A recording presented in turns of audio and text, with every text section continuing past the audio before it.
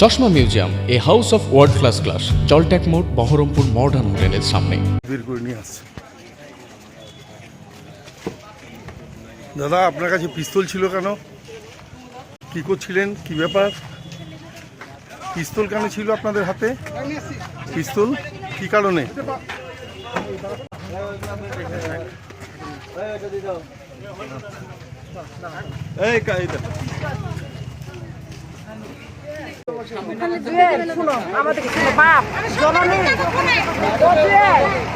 ছাড়েন।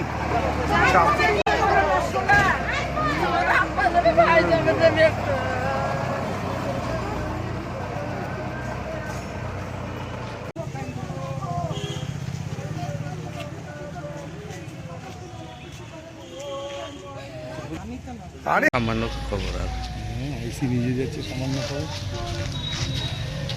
হলো ভোরে, মানে আমি শুয়ে আছি, শুয়ে থাকার আগে ওরা উঠে চলে যায় পাট কাটতে। কারা?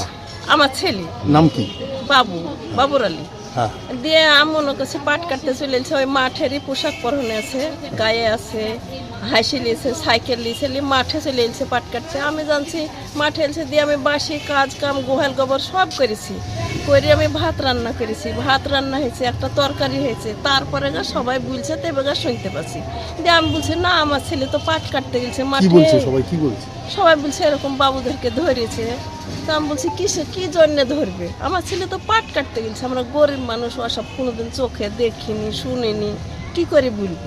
কিন্তু বলছি যে পিস্তল পাওয়া গেছে, এখন যদি অন্য লোকে আমার ছেলেদেরকে দিয়ে যদি দেয়, তাহলে সেটা তার আমি বলতে পারবো না।